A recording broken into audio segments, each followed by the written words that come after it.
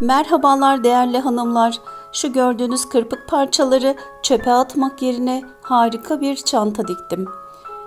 Gördüğünüz gibi çantamız çok kullanışlı arkadaşlar. İsterseniz gençler, torunlarınız, çocuklarınız kitaplarını taşıyabilir. İsterseniz sizler el işi veya terliklerinizi taşıyabilirsiniz. Komşuya giderken veya bir bebek annesiyseniz bebeğinizin malzemelerini koyabilirsiniz bu çantaya. Muhteşem bir çanta oldu arkadaşlar. Dikim aşamasına geçelim şimdi. Arkadaşlar çantamı dikmeye başlamadan önce kendime bir ölçü belirledim. Çantamın yerden yüksekliği 37 santim, eni ise 36 santim. Bu şekilde parça kumaşlarımı uzun uzun yukarıya doğru eklemeyi tercih ettim. Ama nasıl isterseniz öyle ekleyebilirsiniz parçalarınızı. Yeter ki ölçünüzde sabit kalın.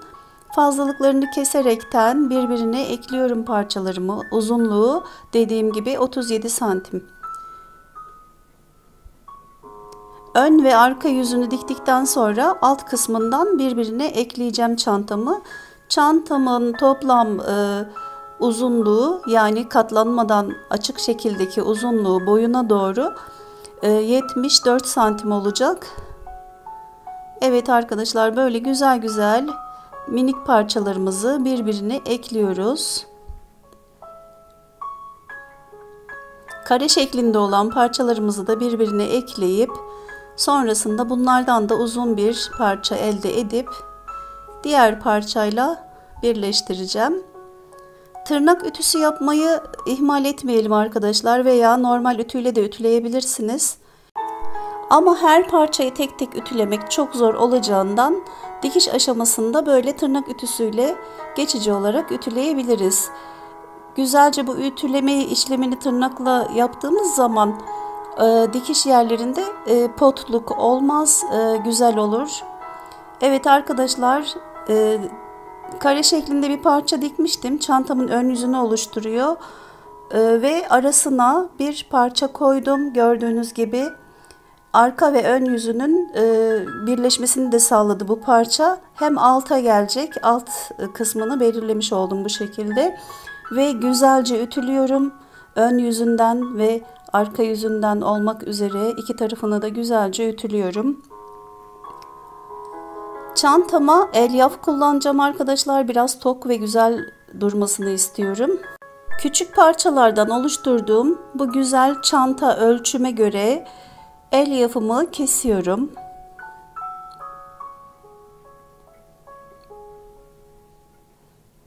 Evet, kestikten sonra elyaf ters yüzünde kalacak şekilde terliyorum elyafla kumaşı birbirine. Terledikten sonra seçtiğim bir piko çeşidiyle şu gördüğünüz dikiş aralarından süsleme yapıyorum. Ve arkadaşlar bunu isterseniz telle de yapabilirsiniz, renkli iplerle. Arkasından da böyle görünüyor ve üşenmeden akşam oturup şu gördüğünüz tatlış nakışları yaptım. Çantamın üzerine, ön yüzüne saplarının ölçüsünü ve çantamın boy ve en ölçüsünü görüyorsunuz. Yazdım oraya, not aldım arkadaşlar. Şimdi astar keselim. Astar için yine evde bulunan herhangi bir kumaşı kullanabilirsiniz. Gömlek kumaşları vesaire. Amerikan bezi olur, nevresim kumaşlarından olabilir. Ve arkadaşlar yan taraftan 5 santim içe girip aşağıya doğru da 4 santim aşağıda dikiş olmadığı için böyle çantamın alt ucunu kesiyorum, köşelerini. Yan taraftan 5 santim söylediğim gibi, aşağıda dikiş olmadığı için 4 santim. Bu şekilde kestim ve astarımın da alt ucunu bu şekilde kesiyorum. Şimdi dikmeye geçeceğiz dikiş makinesinde. Evet, önce çantamızın saplarını dikelim. Çantamızın saplarının eni 8 santimdi. 2'ye katladığımız zaman 4 santim kaldı. Yarım santimi dikişe gittiği için normalde 3,5 santim bize kalmış oluyor. Yani ters çevirdiğimiz zaman 3,5 santim eninde bir çanta sapımız olacak.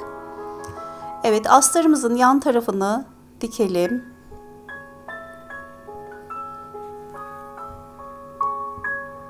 Diğer yan tarafını da dikiyorum ve burada bir boşluk bırakıyorum. Çantamızı buradan içini dışına çevireceğiz. Temiz dikiş yöntemini kullanıyoruz şu anda. Bu boşluktan geri çevireceğiz çantamızı. Şu köşelerini de az önce kestiğimiz köşelerimizi de dikiyoruz. Evet, astar hazır. Şimdi çantamızın dikim aşamasına geçelim arkadaşlar. Çantamızın iki yan dikişini birleştirip dikiyoruz. Az önce astarda yaptığımız işlemin aynısını dış yüzeyde de yapacağız. Evet, bakın. Çok güzel oluyor. Diğer yan tarafına da dikelim. Yanlarda biraz fazlalıklar çıktı. Elyafla kumaşın birleşmiş olduğu yerler biraz fazlalık oldu. Her iki taraftan da güzelce kesiyoruz. Ve alt uçlarını bu şekilde birleştiriyoruz. Bakın çok tatlı oldu. Diğer tarafını da birleştirelim. Diğer tarafını da birleştirdikten sonra çeviriyoruz çantamızı. Bakın çok hoş görünüyor tersinden bile.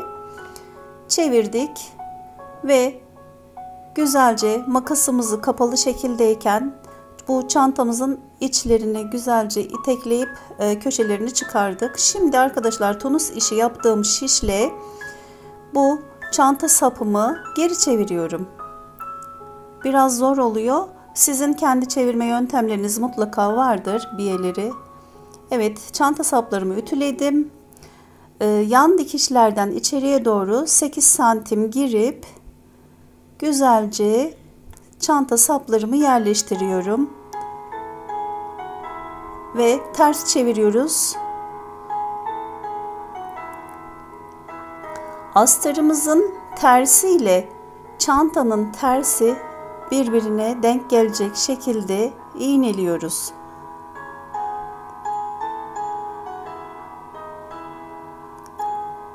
Şu an astarın içinde gördüğünüz kısım ters kısmı, çantanın da dışındaki kısmı ters kısmı.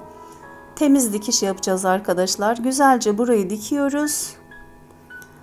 Bu aşamada iğneleri sakın iğnelediğiniz yerlerde unutmayın. Ters çevirmeden önce iğnelerimizi güzel çıkardık ve az önce bıraktığımız minik boşluktan çantamızı ters çevirdik. Çok güzel bir form aldı çantamız. Bu açık bıraktığımız yeri de dikiyoruz. İsterseniz teyelleyin, isterseniz makinede dikin. Şu an çantamın ağız kısmını astarıyla kumaşın birbirine eklendiği kısmı güzelce dikiyorum. Bu dikiş 1 santim, 1,5 santim olabilir. Evet sevgili hanımlar, çantamızı bitirdik. Çok zevkli bir dikiş aşaması oldu benim için. 1 saatte böyle güzel bir çantanız olabilir. Gerçekten harika oldu. Üzerine nakış yapabilirsiniz veya hanım dilendi motiflerinden koyabilirsiniz. Veya düğmelerle süsleyebilirsiniz. Siz becerikli hanımlar eminim ki çok güzel bir iş ortaya çıkarırsınız. Beni izlediğiniz için çok teşekkür ederim. Allah'a emanet olun. Hoşça kalın. Videomu beğenmeyi ve paylaşmayı unutmayın arkadaşlar. Kendinize iyi bakın. Hoşça kalın.